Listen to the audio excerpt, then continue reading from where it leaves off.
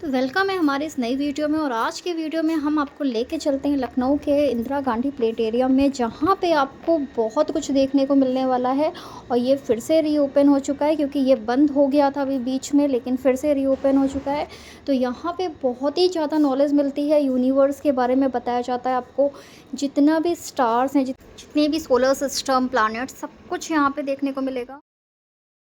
तो क्यों ना हम आपको भी ये वीडियो शेयर करें। तो बिल्कुल आप बने रहिए वीडियो में और एंड तक देखिएगा, आपको सब कुछ यहाँ पे पता चलने वाला है। तो स्टार्ट करते हैं।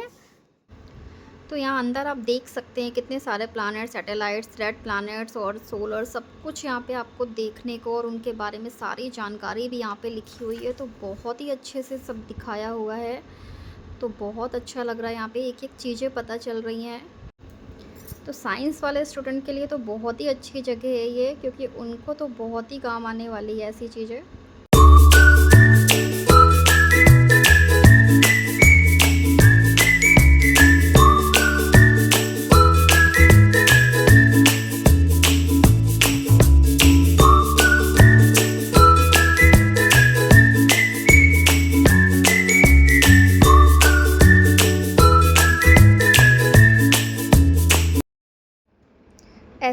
Astronaut who travels to space, they wear a special suit called a space suit to stay safe. Astronaut float around inside their spacecraft and even go on spacewalk. They conduct experiment and learn new things about the universe. It is a very exciting and challenging job.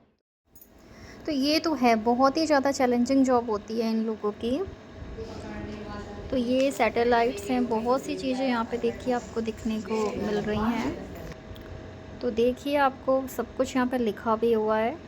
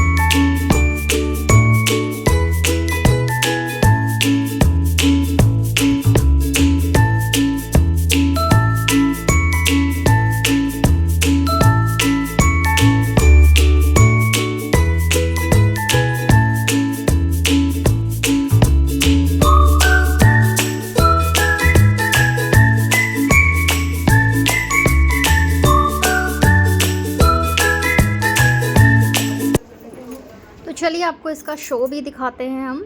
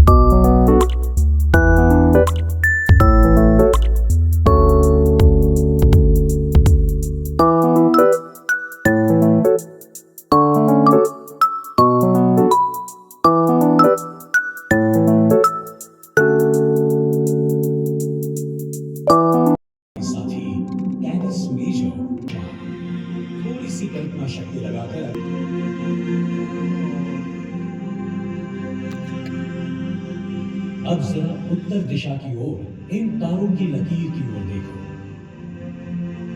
ये है सप्तर्षि। भालू के आकार का दिखता है ना ये? Great Bear. गए तो सामने ही है ध्रुव तारा, पोलारिस या ध्रुव तारा, उर्सा माइनर या लिटिल बेयर, यानी छोटे भालू नक्षत्र का हिस्सा है। स्वाति नक्षत्र में समाविष्ट है बुध। कन्या नक्षत्र में चमकने वाली वो शानदार चीज देखी? वो एक तारा नहीं है, वो एक ग्रह है, शनि। शनि हमारे सूर्यमंडल का दूसरा सबसे बड़ा ग्रह है और उसके आसपास है प्रकाशित चक्र, जिसे छोटे दूरबीन से भी देखा जा सकता है।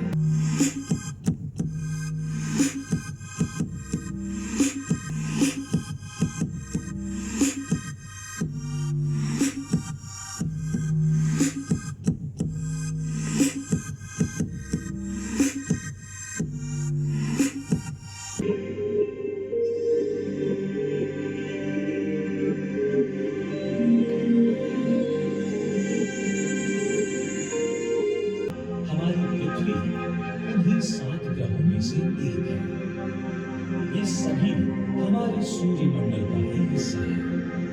निकालकर आकाश का निरीक्षण करेंगे और आज हमने जिन नक्षत्रों की सुंदर आकृतियां देखी, जिनसे हमारी पहचान हुई, उन्हें ढूंढने की कोशिश करेंगे।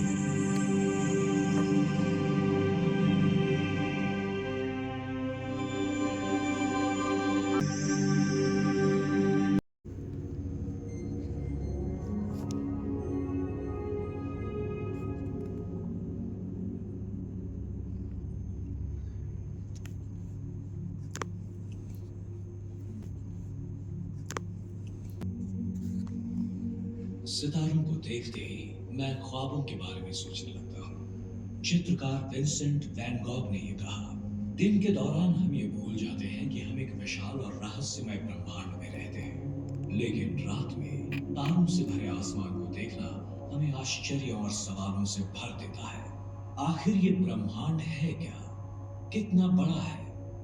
क्या हम इंसान कभी अंतरिक्ष की गहराई में यात्रा कर पाएंगे? क्या वहां परजीवी है जो उसी तरह हमें देख रहे हैं जैसे हम उन्हें देख रहे हैं? क्या सुदूर अंतरिक्ष से कोई हमें इस वक्त देख रहा है? इस सवाल ने कई लोगों को युगों तक मंत्रमुग्ध किया है। क्या जीवन पृथ्वी के लिए एक चमत्कार है, या जीवन ब्रह्मांड में हर जगह पाया जाता है?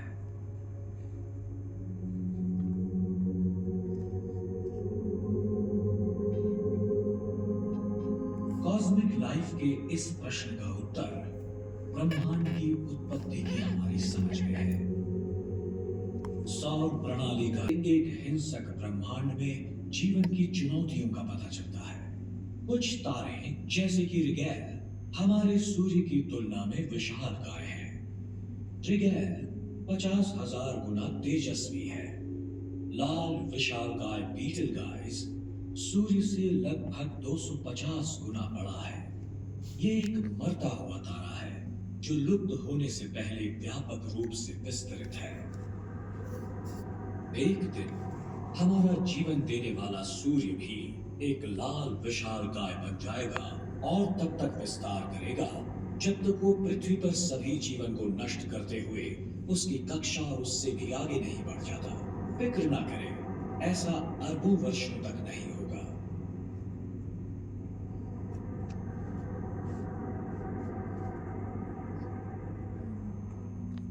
किसी तारे की मृत्यु शानदार हो सकती है, लेकिन वहां ऐसे तारे भी हैं जिनका जन्म भी देखने लायक है। दूरबीन से देखने पर ओरायन बेल्ट गैस और धूल का एक चमकदार बादल दिखाई पड़ता है। डॉग स्टार रखा गया है। दरअसल सीरियस एक जुड़वा तारा है, द पप नामक एक अदृश्य साथी के साथ पास हुआ करते थे। इससे विपरीत 50 गुना अधिक पहले हुआ था जब पृथ्वी पर डायनासोर हुआ करते थे। इससे विपरीत 50 गुना अधिक आयु के साथ हमारा सूर्य एक परदादा कहा जा सकता है। टॉरस कॉन्स्टेलेशन में ही हमें जबरदस्त हिंसा का एक और उदाहरण मिलता है।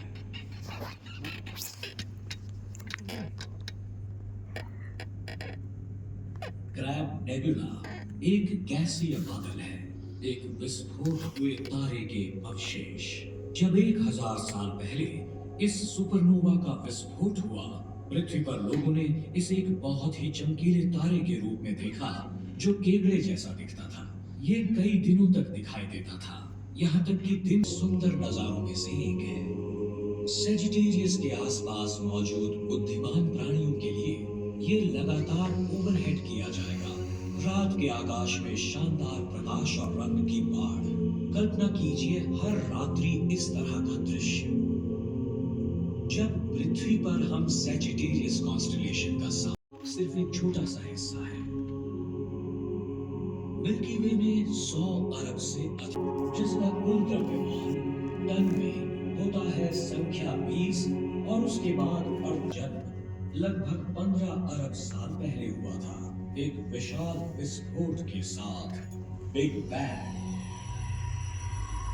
जैसे ही बिग बैंग शुरू हुआ, यूनिवर्स में जितनी भी मैटर हम देख रहे हैं वो बन गई प्राइमोर्डियल फायरबॉल, अरबों डिग्री गर्म और इतना अविश्वसनीय रूप से घना कि इसके एक चम्मच का वजन होगा अरबों टन। जब ये आग का गोला अचानक विस्तृत हुआ तो इसने अंतरिक्ष का निर्माण किया और उसमें फैला मैटर। समय के साथ जैसे जैसे मैटर ठंडा पड़ने लगा, गुरुत्वाकर्षण ने इस मैटर को पहले तारों में केंद्रित किया और फिर आकाशगंगाओं में। पर इसका कोई गवाह नहीं था क्योंकि जीवन अभी तक नहीं आया था। पैदा होने वाले शुरुआती सितारे ज्यादातर हाइड्रोजन और हीलियम से बने थे, लेकिन इन तारों की गर्म कोर ने इन हल्के और प्रचुर तत्वों के परमाणुओं को उन दर्जनों भारी तत्वों में परिवर्तित किया जिन्हें आज हम यूनिवर्स में पाते हैं। जब इन पहली पीढ़ी के सितारों की मृत्यु हुई तो इन सभी तत्वों को इंटरस्टेलर स्पेस में छोड़ दिया गया, जहां इन्होंने स्टार पीढ़ियों का गठन किया। और उसके बाद ब्रह्मांड लगातार इन भारी तत्वों से समृद्ध होता चला गया।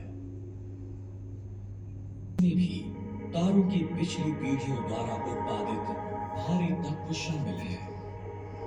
हमारे सौर मंडल में पृथ्वी और अन्य ग्रहों का निर्माण सूर्य के गठन से हुए बाय प्रोडक्ट्स के रूप में हुआ था।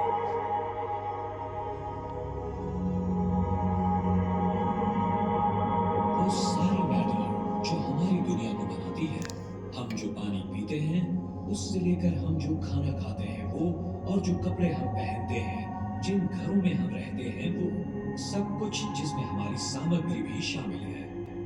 हमारे शरीर एक बार बड़े सितारों के पतले अंदरूनी हिस्सों में मौजूद थे और फिर उन्हें फेंक दिया गया इंटरस्टेलर स्पेस की ठंडी शून्यता में। जैसा कि कवियों ने लिखा है, हम सभी स्टारडस्ट से बने हैं। आपके दाहिने हाथ में हो सकता है एक टूटे हुए तारे का तत्व और दूसरे तारे का तत्व बाएं हाथ में। खगोल शास्त्री काल हमारे भीतर है।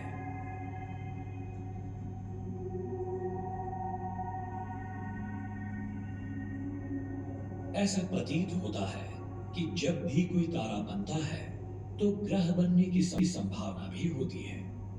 अगर ये सच है तो हमारी मिल्की वे आकाशगंगा में ही सैकड़ों अरब ग्रह पास किसी ग्रह की पहली दृश्य प्रकाश छवि उतारी और गहरे अंतरिक्ष में भी ग्रहों का पता लगाया है। ये देखते हुए कि यूनिवर्स के सभी मामलों की बिग बैंग में एक समान उत्पत्ति है, ये मान लेना उचित है कि यदि जीवन एक औसत आकार के तारे के एक छोटे से ग्रह पर उभरता है, वो भी एक अनजाने तारे के ग्रह के साथ भी संपर्क स्थापित हो सके। अगर हम रेडियो सिग्नल भेजते हैं हमारे सबसे नजदीकी सितारे सीरियस तक, तो 8.5 साल तक वो सिग्नल वहां पहुंच ही नहीं पाएगा। अगर सीरियस की परिक्रमा करते ग्रह पर हमारे संदेश को समझने वाला बुद्धिमान जीवन हो भी, तो उनके वापसी जवाब को हम तक पहुंचते 8.5 साल और लग जाएंगे।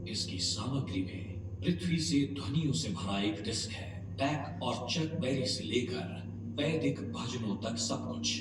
अगर वॉयेजर एलियंस के हाथों लग जाए तो ये उम्मीद थी कि संगीत शायद यूनिवर्सल लैंग्वेज के तौर पर काम आए। और अंतरिक्षयान चंद्रगुप्त आगे और आगे चलता रहता है। साल दशकों में और दशक सदियों में बदल जाते हैं। नई पीढ़ी पैदा होती है और वो स्पेसशिप में ही अपना संपूर्ण जीवन बिताती है, अपने माता पिता द्वारा शिक्षित होने में और अपने बच्चों को इस मिशन के बारे में सिखाने में और ब्रह्मांड की प्रकृति समझने में। ये इतिहास की वो युवा पीढ़ी है जो अंतरिक्ष में जन्मी है। जाए तो ये उम्मीद थी कि संगीत शायद यूनिवर्सल लैंग्वेज के तौर पर काम आए है, अपने माता पिता द्वारा शिक्षित होने में और अपने बच्चों को इस मिशन के बारे में सिखाने में और ब्रह्मांड की प्रकृति समझने में। ये इतिहास की वो युवा पीढ़ी है जो अंतरिक्ष में जन्मी है, अंतरिक्ष में ही पली बढ़ी है और अंतरिक्ष शिक्षित है। अपने आप की कल्पना करें इन्हीं बच्चों में से किसी एक के रूप में कि आप एक खगोल विज्ञान वर्ग में हैं और आप सीख रहे हैं ये वाकई चौंकाने वाली बात है कि आसमानी तारे भी बिल्कुल इंसानों की तरह ही हैं। उनका जन्म का समय और मृत्यु का समय तय होता है। कुछ अकेले होते हैं तो कुछ के साथी होते हैं, कुछ छोटे होते हैं तो कुछ बहुत ही बड़े।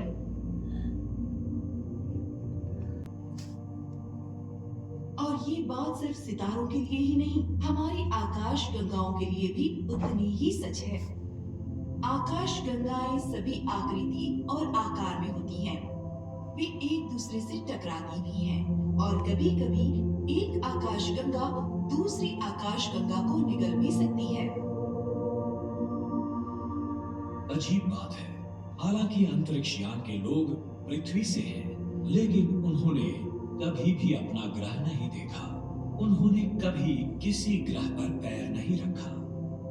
अंतरिक्षयान एक शक्तिशाली दूरबीन से लैस है, लेकिन पृथ्वी देखने में बहुत छोटी है और सूर्य अरबों सितारों में से एक। आखिरकार मुझे लगता है मुझसे गणना में कुछ गलती हो गई। मैंने उसे बांट दिया जबकि मुझे उसका गुणा करना चाहिए था। इसकी सतह का गुरुत्वाकर्षण पृथ्वी के मुकाबले 10 गुना ज्यादा मजबूत है। यानी हम छोटे और मोटे प्राणियों से मिलने वाले हैं। ये बहुत ठंडे ग्रह जैसा दिखता है। हो सकता है इनके बदन पर फर हो या फर जैसा ही कुछ।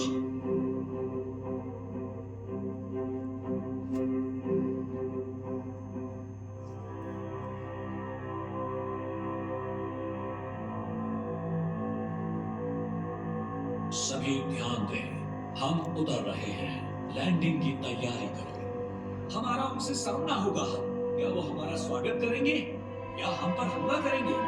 आपको ये जानकर प्रसन्नता होगी कि हम स्वागत के संकेत प्राप्त कर रहे हैं। ऐसा लग रहा है कि उनके कंप्यूटर्स हमारी भाषा समझ अपने वंशज ये यात्रा करें और ब्रह्मांड के दूसरे कोने से आए प्राणियों से मित्रता करें।